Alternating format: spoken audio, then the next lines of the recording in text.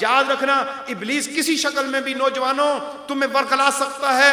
کسی عورت کے لیے تمہارے دل میں محبت پیدا کرنا سمجھ لو کہ اس ابلیس کی شرارت ہے. اس نے وسوسہ پیدا کیا ہے. اگر تمہیں بدنگاہی کی طرف یہ دعوت دیتا ہے تو یہ سمجھ لو یہ اس کی طرف سے یہ دعوت ہے. یہ کسی وقت بھی حملہ کر سکتا ہے. اگر اس کا حملہ ہو تو اس وقت سمجھ جائیں کہ یہ اللہ کا دشمن, اللہ کے محبوب بندوں کا دشمن, اہل ایمان کا دشمن ہے, اور اس سے بچ جانا ہے.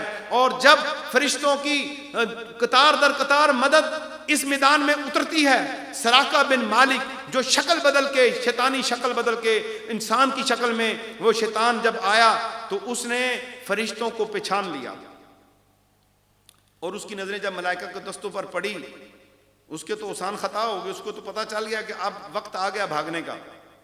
تو اس نے اپنی عافیت سمجھی کہ میں بھاگ جاؤں. اور یاد رکھیے جب آپ اللہ کا ذکر کریں گے شیطان بھاگے گا. اگر آپ اپنے آپ کو شیطان سے محفوظ کرنا چاہتے ہیں, جب بھی آپ پہ کوئی ایسا وقت آئے تو پھر آپ اللہ کا ذکر کریں تاکہ شیطان آپ سے بھاگے.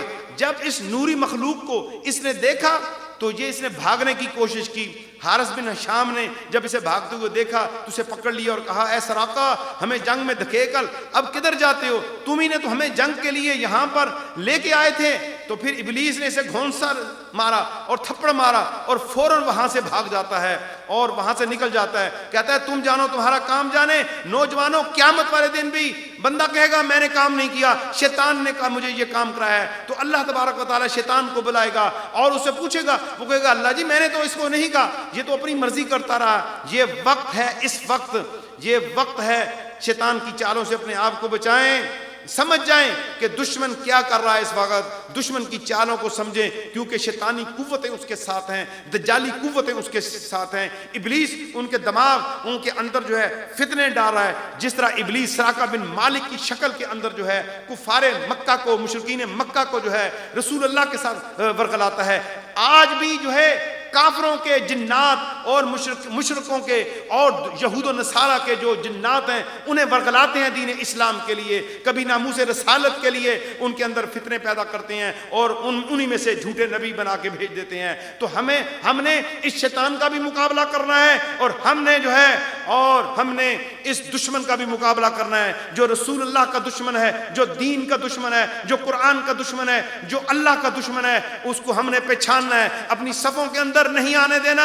اے حکمرانوں, رسول اللہ کے دشمنوں کو, ناموس رسالت پہ حملہ کرنے والوں کو کبھی بھی اپنی صفوں میں نہ آنے دینا. یہ سلطنت اسلامیہ جو ہے اس کی حفاظت کرنا, کسی بھی عہدے کے اوپر جو ہے غدار دین کو اس کے اوپر نہ آنے دینا, کسی جھوٹے اور کافر مکار جھوٹے نبی کے پیروکار کو جو ہے اس اسلامی سلطنت کی کسی سیٹ اور عہدے کے اوپر نہ آنے دینا.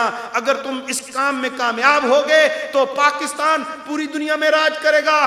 جس دن بھی تم نے رسول اللہ سے بے وفائی کی اس دن پھر تمہارا اور تمہاری اولادوں کا نام و نشان مٹ جائے گا. آج وفا کا دن ہے, آج وفا کا وقت ہے, آج وفا کا سیزن ہے. رسول اللہ صلی اللہ علیہ وسلم سے ایسے وفا کرو جس طرح 313 نے بدر کے مقام پہ کی ہے, جس طرح احد میں صحابہ نے رسول اللہ سے وفا کی ہے, جس طرح خندق میں رسول اللہ کے صحابہ نے وفا کی ہے, جس طرح سے ازواج مطہرات نے صحابہ سے وفا کی ہے. میری بیٹیوں, رسول اللہ سے ایسے وفا کرو جیسے جناب خدیجہ نے وفا کی ہے, جیسے حضرت عائشہ نے وفا کی ہے. اے میرے دوستوں نوجوانوں, اس طرح سے رسول اللہ سے وفا کرو جیسے عمر فاروق نے وفا کی ہے, جیسے عبد الرحمن بن عوف نے وفا کی ہے, جیسے بلال حبشی رضی اللہ تعالیٰ نے وفا کی ہے, جیسے سیدنا سلمان فارسی نے وفا کی ہے. اس طرح وفا کر کے لکھ جاؤ کہ رسول اللہ کے عاشق آج بھی زندہ ہیں.